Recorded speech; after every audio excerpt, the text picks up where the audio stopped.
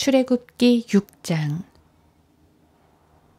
그때에 주께서 모세에게 말씀하시기를 내가 파라오에게 어떻게 행할는지 이제 내가 보리라. 강한 손이 함께함으로 파라오가 그들을 가게 할 것이며 강한 손이 함께함으로 파라오가 그들을 그의 땅에서 쫓아내리라 하시더라. 하나님께서 모세에게 일러 그에게 말씀하시기를 나는 주라. 내가 아브라함과 이삭과 야곱에게 전능한 하나님의 이름으로 나타났으나 여호와라는 나의 이름으로는 그들에게 알리지 아니하였느니라. 내가 또한 그들과 더불어 언약을 세워 가나안 땅 곧 그들이 타국인이 되었던 그들의 순례의 땅을 주기로 하였으며 내가 또한 이집트인의 속박 아래 있는 이스라엘 자손들의 신음소리를 듣고 내가 나의 언약을 기억하였노라. 그러므로 이스라엘 자손들에게 말하라. 나는 주라. 내가 너희를 이집트인들의 짐 아래서 데리고 나와 내가 너희를 그들의 속박에서 자유롭게 하며 내가 편 팔과 큰 심판으로 너희를 구속하리라. 나는 너희를 내게 백성으로 삼고 나는 너희에게 하나님이 되리니 내가 이집트인의 짐 아래서 너희를 데리고 나온 주 너희 하나님인 줄 너희가 알리라. 내가 아브라함과 이삭과 야곱에게 주기로 맹세한 그 땅으로 너희를 데려가고 또 그것을 너희에게 유업으로 주리니 나는 주라 하시니라. 모세가 이스라엘 자손들에게 그렇게 전하였으나 그들은 영의 고통과 혹독한 노예 생활로 인하여 모세에게 경청하지 아니하더라. 주께서 모세에게 일러 말씀하시기를 너는 들어가서 이집트 왕 파라오에게 말하여 그로 자기 땅에서 이스라엘 자손들을 내보내게 하라 하시니 모세가 주 앞에서 고하여 말씀드리기를 보소서 이스라엘 자손들도 내게 경청하지 아니하는데 어떻게 파라오가 할례받지 못한 입술을 지닌 내게 들으리까 하더라. 주께서 모세와 아론에게 말씀하셨고 이집트 땅에서 이스라엘 자손들을 데리고 나오게 하시려고 이스라엘 자손들과 이집트 왕 파라오에게 전할 명령을 그들에게 주시니라. 그들 조상들의 집의 우두머리들은 이러하니라. 이스라엘의 첫 태생 르우벤의 아들들은 하녹과 팔루와 헤스론과 칼미니 이들은 르우벤의 족속들이며 시므온의 아들들은 여무엘과 야민과 오핫과 야킨과 소할과 가나안 여인의 아들 샤울이니 이들은 시므온의 족속들이라. 레위의 아들들의 이름은 그들의 후대에 따라 이러하니 게르손과 코핫과 므라리요 레위의 생명의 연수는 137년이었더라. 게르손의 아들들은 그들의 족속들대로 림니와 시므며 코핫의 아들들은 암람과 이스할과 헤브론과 우시엘이요 코핫의 생명의 연수는 133년이었더라.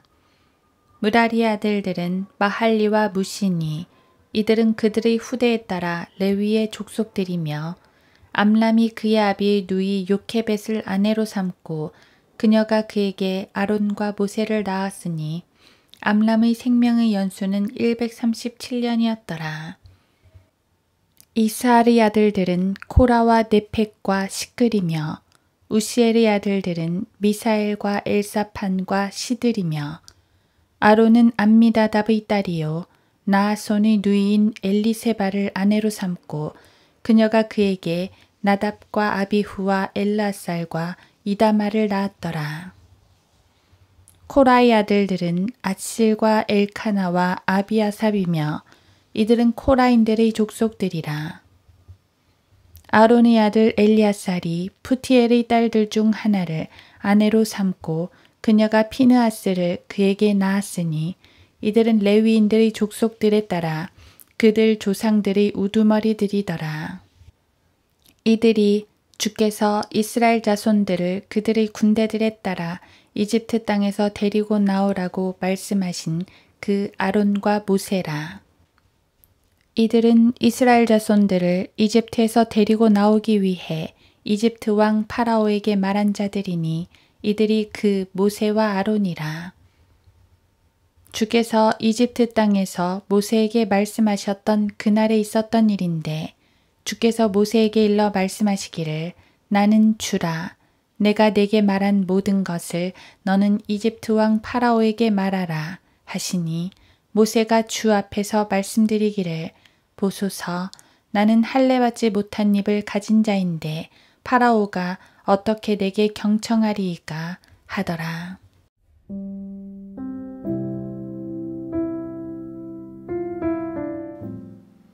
하루 한 장 출애굽기 6장. 그때 주께서 모세에게 말씀하시기를 내가 파라오에게 어떻게 행할는지 이제 내가 보리라. 강한 손이 함께함으로 파라오가 그들을 가게 할 것이며 강한 손이 함께함으로 파라오가 그들을 그의 땅에서 쫓아내리라 하시더라. 출애굽기 6장 1절. 만약 출애굽기를 드라마나 영화로 만든다면 이 장면에서 장엄한 음악이 시작돼 점점 커져야 할 것 같습니다. 왜냐하면 하나님의 계획 가운데서 사건이 반전되는 장면이기 때문입니다. 바로 앞장에서 모세는 파라오에게 들어갔으나 주저했고 파라오의 압박이 심해졌고 그로 인해 백성들로부터 배척을 받게 되었습니다. 모세는 낙심했고 절망했습니다. 하지만 인간이 자신의 무능함을 발견하는 순간 바로 그때가 하나님께서 일하실 때입니다. 사실 하나님께선 파라오가 모세를 거절할 걸 아셨습니다. 사람들은 하나님께서 함께 하시니 승리하겠지 하고 기대했다가 세상의 반발이 거세지자 적잖이 당황합니다. 그러다가 실족하기도 합니다. 하지만 하나님은 그 모든 상황을 미리 다 알고 계십니다. 모세에게도 미리 말씀하신 바였습니다. 파라오는 그들의 요구를 거절할 것이었고 하나님께서 강하게 심판하신 후에야 비로소 이스라엘을 보낼 것이라고 말씀하셨습니다. 그러므로 파라오가 모세의 요구를 거절했다고 해서 그리 낙심할 일이 아닙니다. 오히려 파라오가 거절을 해야 하나님께서 심판을 행하시게 됩니다. 5장에서 상황이 악화되었을 때 모세도 당황하고 백성들도 당황했지만 하나님께서는 씩 하고 웃으셨을 것입니다. 그리고 말씀하셨겠지요. 자, 이제 내가 출동할 차례군. 본문 1절에서 이제 내가 보리라고 하신 말씀은 바로 그런 의미입니다. 주님은 홍해 앞에서도 비슷한 말씀을 하십니다. 너희는 두려워 말고 가만히 서서 주께서 오늘 너희에게 보여주실 주의 구원을 보라. 14장 13절. 하나님께서 하시는 걸 보라는 것입니다. 하나님께서 우릴 위해 싸우시는 걸 보라는 것입니다. 어설프게 내 힘, 내 지혜로 싸우려고 하지 말고 하나님께 의지하라는 것입니다. 이 모든 일에서 모세가 하는 일이라곤 선포하고 막대기를 뻗는 것뿐입니다. 그러면 하나님께서 하십니다. 심판을 내리시는 것도 하나님께서 하시는 것이고 구원을 이루시는 것도 하나님께서 하시는 것입니다.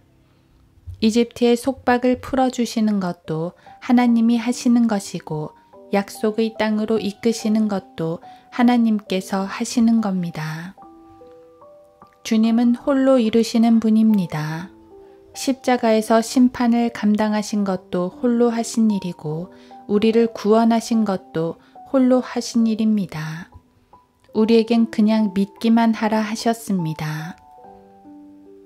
지금도 주님은 우리를 위해 계속 싸워주십니다. 그분이 싸우시는 겁니다. 우리에겐 그냥 선포하라 하셨습니다. 그냥 순종하라 하셨습니다. 그냥 믿음 안에 굳게 서라 하셨습니다. 그냥 십자가를 지고 따르라고 하셨습니다. 그러면 주님이 하십니다. 우리가 입을 벌려 복음을 선포해도 주님이 역사하실 것이고 우리가 세상과 맞서 싸워도 주님이 그들을 제압해 주실 것입니다. 바로 하나님의 강한 손이 함께 하실 것이기 때문입니다. 하나님께서는 그 강한 손으로 모세에게 약속해 주셨습니다. 이제 주님이 일하실 차례입니다. 아직 모세는 얼떨떨합니다. 잘 믿겨지지도 않습니다. 하지만 하나님께선 말씀하십니다. 이제 내가 보리라. 이 말씀은 걱정 마, 내가 해 하는 말입니다. 지금 우리에게도 동일하게 말씀하십니다. 걱정 마, 내가 해, 지켜봐. 나의 무능함을 인정할 때 하나님의 강한 손이 역사하신다.